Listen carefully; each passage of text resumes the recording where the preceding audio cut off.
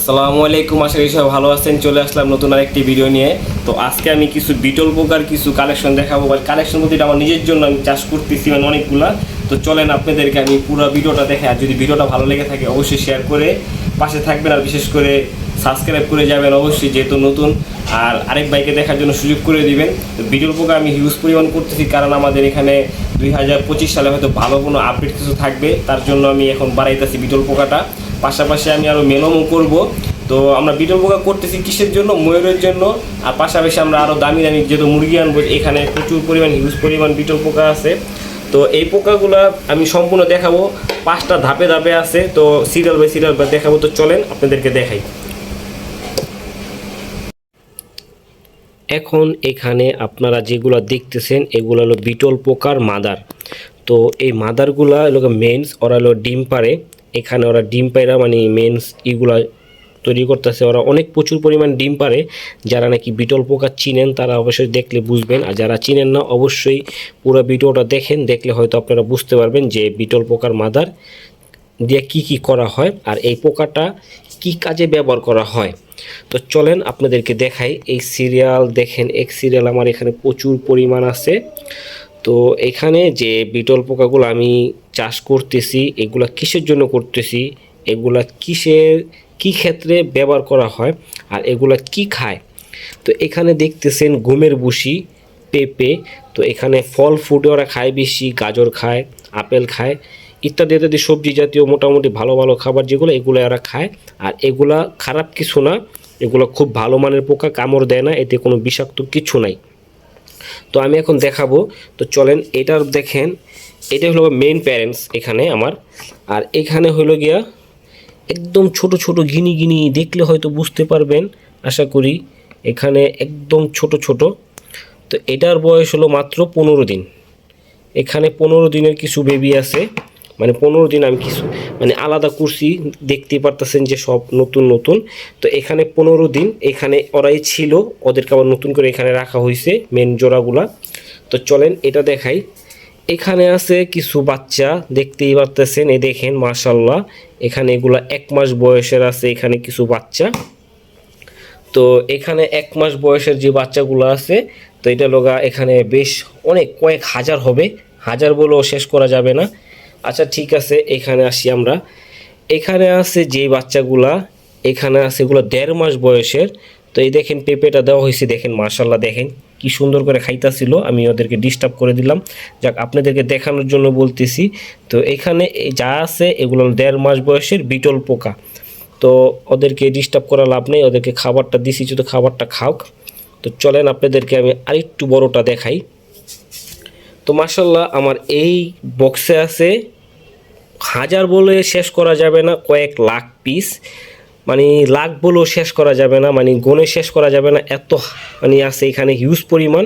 এখানে আছে 2 মাস বয়সের বিটল পোকা। তো ঠিক আছে, এই বক্সে তো দেখে নিলেন একদম পরিষ্কার নিট অ্যান্ড ক্লিয়ার। এখানে মানে ভুসি উপরাদা দেওয়া, মানে এখানে লাখ লাখ পিস বিটল পোকা আছে, এখানে বনে শেষ করা যাবে না। এখানে খাবার দেওয়া হয়েছে, দেখেন খাবার যে খাইতেছে স্পষ্ট বোঝা যায়। তো এই বিটল পোকা কি কাজে ব্যবহার করা হয় সেটা এখন বলবো। তো আরেকটা বক্স যেটা আমার আছে সেটা দেখাই, এটাও দেখেন, এটার উপর দাও ঘুমের ভুসি দেওয়া হয়েছে কিছুক্ষণ আগে। এ দেখেন এখানে এগুলার বয়স 3 মাস। এগুলার কিছু মানে মাদার বানানোর জন্য আমি বড় করতেছি। এটা ছিল 2 মাস, এটা হলো 3 মাস। তো এখানে যে বিটল পোকাগুলো আছে এগুলো আমি মাদার করব, প্লাস আমি এগুলাকে কি কাজে ব্যবহার করি সেটা এখন বলবো। তো অনেকেই জানেন যারা, আমি নতুন কিছু অ্যানিমেল কালেকশন করছি। অ্যানিমেলের ভিতরে কী কালেকশন করছি? 1 নম্বরে আছে বফ হোয়াইট কোয়েল পাখি, 2 নম্বরে আছে ফিসেন্ট, 3 নম্বরে আছে ময়ূর। তো সামনে আমি আরও ভালো কিছু কোয়েল পাখি কালেকশন করব।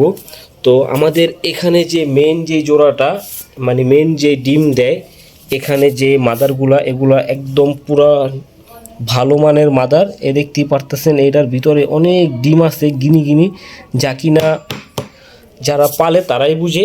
তো এগুলা কি কাজে ব্যবহার করা হয়? আমাদের কিছু ভালো মানের কিছু মুরগি আছে, যেমন জাপানিজ বেলথান মুরগি আছে, ফাউমি মুরগি আছে, টাইগার মুরগি আছে, আর পৃথিবীতে সবচেয়ে দামি যেই মুরগিটা আমরা অল্প কয়েকদিনের ভিতরেই আশা করি আমরা হাতে পেয়ে যাব। তো সেই মুরগিটা কি সেটার নামটা এখন বলবো না, যদি কারো জানা থাকে অবশ্যই কমেন্ট করে বলবেন পৃথিবীতে সবচেয়ে দামি মুরগি কোন মুরগিকে বলা হয়। আর যদি কেউ জানতে ইচ্ছুক হন অবশ্যই কমেন্ট করবেন, হোয়াটসঅ্যাপ নাম্বারে যোগাযোগ করবেন, আপনারা হোয়াটসঅ্যাপে যোগাযোগ করলে আমি বলে দিব। আর আমার চ্যানেলে অবশ্যই আনলে তো আমি আপনাদেরকে দেখাবো, ওটা তো আর এমন না যে লুকোচুরির কিছু আছে। তো তার জন্য আমার এখানে আমি যে বাচ্চাগুলো হয় সেই বাচ্চাগুলোই আমি দেখাই। আর আমি নতুন যে অ্যানিমেলগুলো আনবো আশা করি আপনাদেরকে আমি সব স্টেপই দেখাবো, সুন্দর করে বলে দিব এটা এভাবে পালতে হয়। তো পৃথিবীতে সবচেয়ে দামি যেই মুরগিটা আছে সেই মুরগিটা অল্প কিছুদিনের ভিতরে আনবো, সবাই দোয়া করবেন।